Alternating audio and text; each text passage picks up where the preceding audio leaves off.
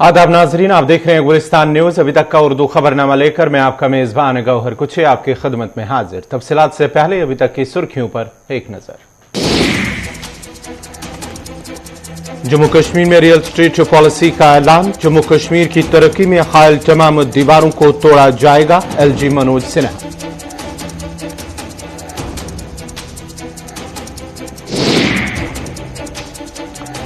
GMC Baramulla के oxygen plant में आग की वारदात, 2 टेक्नीशियन जख्मी। गैर मयारी चीजें नस्ब करने का इल्जाम, हुकाम ने तहकीकात करने की कराई यकीन दहानी।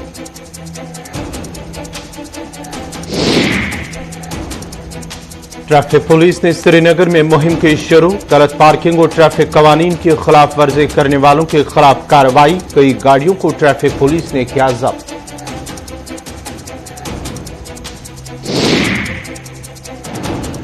थाना मंडी के लोगों ने इंतजामिया और कंस्ट्रक्शन कंपनी के खिलाफ किया एहतजाज। लैंडस्लाइडिंग से राबता सड़क बंद, कई रिहायशी मकानों को खतरा लाहक।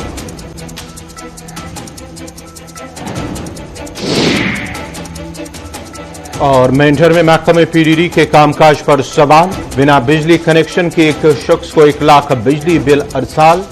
एसडीएम ने इंसाफ फराहम करने की कराई यकीन दहानी।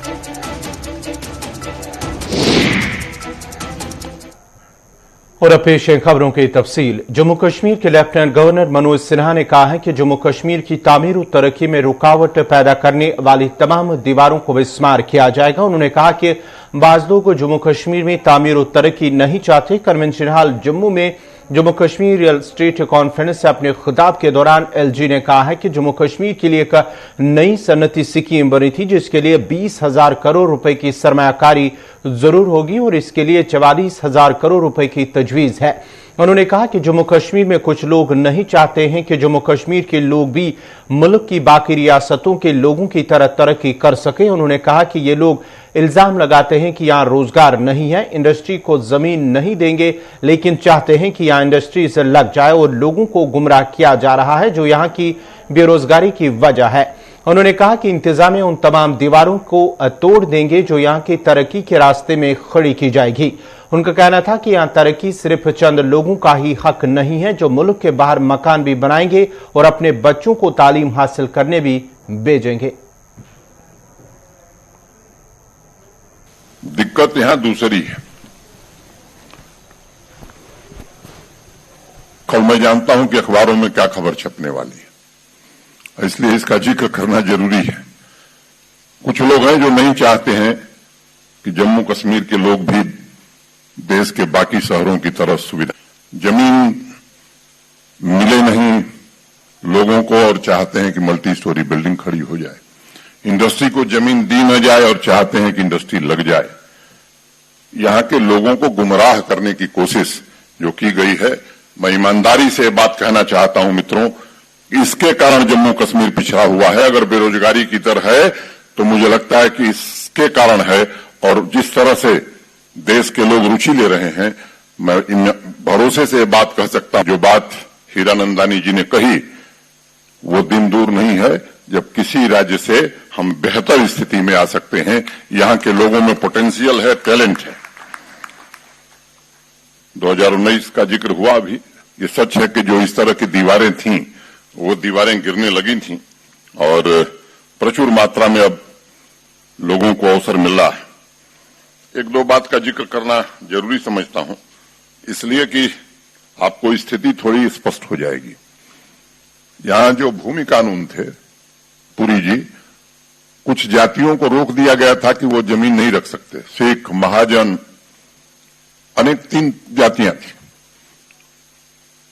कुछ एरिया स्पेसिफिक स्कीम्स थी कि यहां हाई डेंसिटी प्लांटेशन हो सकता है, यहां नहीं हो सकता है। ऑर्चर्ड मैंने बगीचा सेव का लगाना है तो भी मंत्री जी की परमिशन चाहिए, रेवेन्यू मंत्री की, और काटना है तब तो चाहिए ही। 4 कैनाल से कम तो वो हाई डेंसिटी प्लांटेशन नहीं कर सकता है। इन कानूनों को हम लोगों ने बदला है और इसको बदलने में हमें गर्व की अनुभूति होती है कि जम्मू कश्मीर के सामान्य आदमी के विकास के लिए बदला है, यहां के सामान्य किसान की बेहतरी के लिए बदला है। ये कुछ लोगों का हक नहीं है कि वो विदेश में भी घर बना लें, उनके परिजनों का इलाज भी विदेश में हो जाए, उनके परिजन विदेश में भी पढ़ लें और जम्मू और श्रीनगर में बढ़िया अस्पताल न बने, बढ़िया इंस्टीट्यूशन न बने, मुझे लगता है कि ये जाति के अलावा कुछ नहीं है और हम उन तमाम दीवारों को तोड़ देंगे जो जम्मू कश्मीर के सामान्य आदमी के हित में बाधा पैदा करने की कोशिश होगी। डेमोग्राफिक डिविडेंड की बात हमारे पूर्व के वक्ताओं ने बताई है।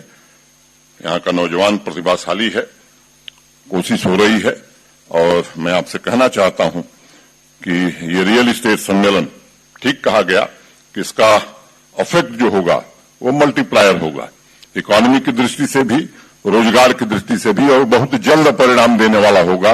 ये सबसे सुखद बात है। 2-3 निवेदन मैं करना चाहूंगा। हमारे जो लोकल डेवलपर्स हैं, देश के लोगों को मैं आमंत्रण देता हूं, श्रीनगर और जम्मू कश्मीर के लोगों को भी उसमें हिस्सेदारी मिले, तभी वास्तव में जम्मू कश्मीर का विकास हो सकता है। ये मेरा आपसे आग्रह होगा।